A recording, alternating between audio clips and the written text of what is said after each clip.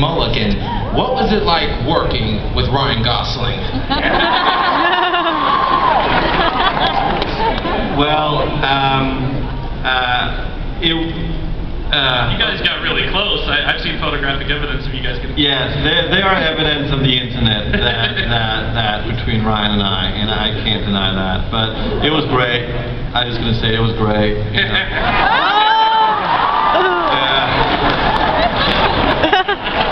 You know, the photos of Ron and I are being censored.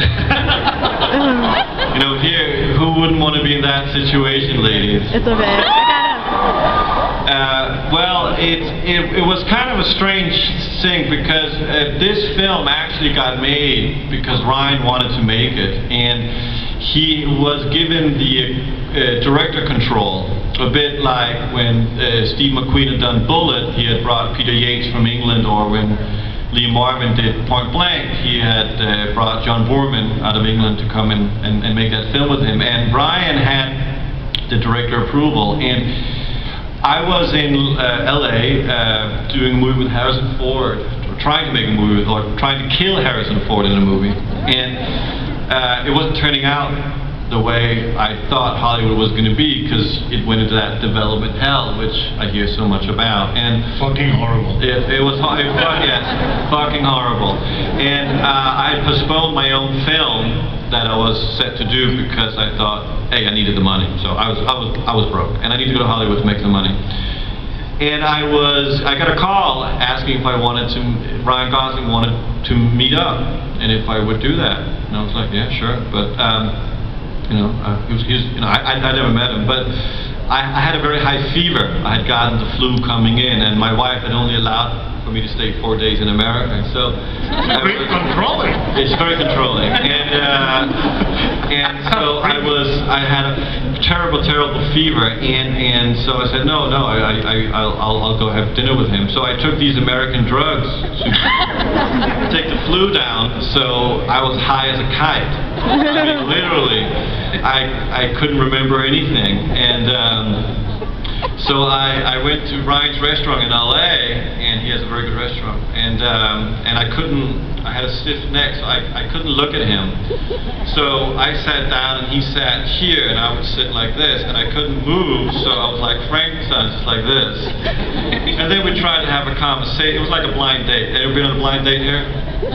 Yeah, okay, it's very awkward, because those kind of meetings, where you sit down with an actor and you're supposed to really get it going, and you go make a movie together, you come with some cool idea, and so, that's what Hollywood's all about, is having meetings about doing stuff. So it's one of those meetings you have, and I couldn't really move, and Ryan would talk, and I would and so it was a bit like a blind date. Realized that nobody was going to get fucked tonight, because there was simply no connection between us, because I was so out of it, I was so stoned that I couldn't remember half of what I was saying, or I would react too slow, and Ryan would be like, who the fuck is he, this stupid European guy, Anyway, half through this dinner I said, could you please take me home? And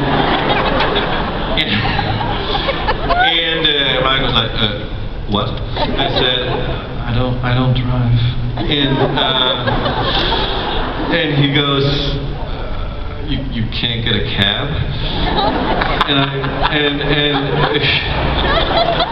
And I was so out of it, because I was like, just the idea of having to get up and go get a cab, I was just like, and he was like, oh, okay, sure. I mean, do you need a ride? Yeah, I'll drive you. So we had to go to Santa Monica, and we were somewhere else in LA, and I don't know where it was. So we had to go quite a long ride.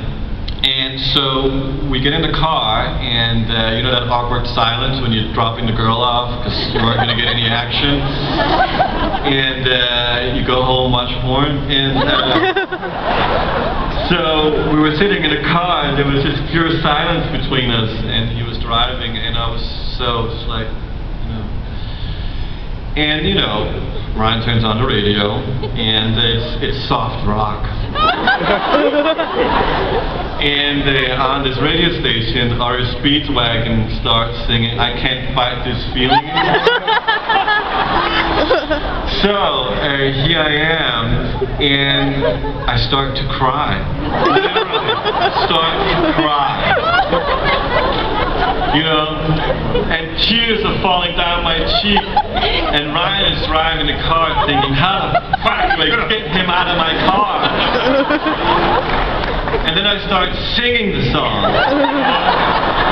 It's like the foreplay. It's like I'm really getting into it, and I don't really sing very well, and I can't fight this feeling anymore. And I slap my knee, and then for the first time I turn to Ryan in the car, and I look at him, and I scream in his face because the music is so loud by then. It's like, I got it!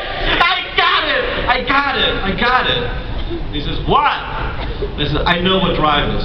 It's about a man who drives around at night listening to pop music, and that's his emotion relief. He said, we're doing it. That was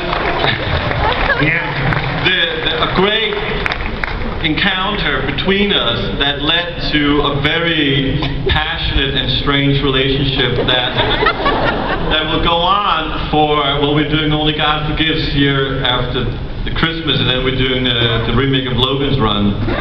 So it was a great, by the way, Logan's Run, which I may call Guillermo on to help me out with a few tricks. I can play Logan.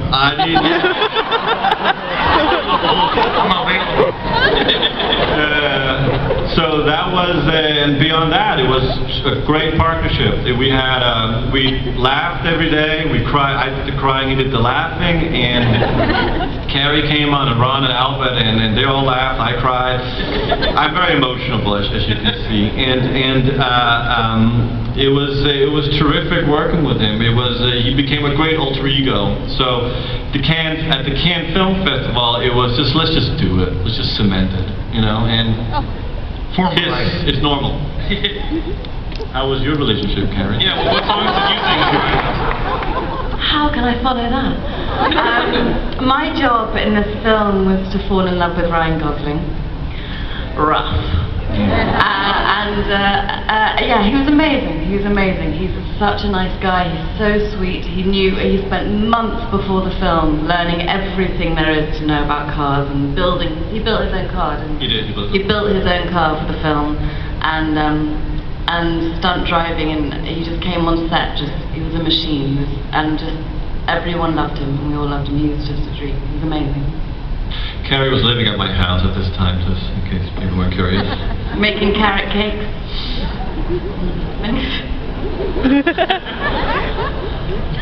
It was very nice. No, and it's with his wife and his children, not his dodgy way. I was his driver. I used to drive him home from work every day. My Prius. I got nothing. I think we only have time for one more question, unfortunately.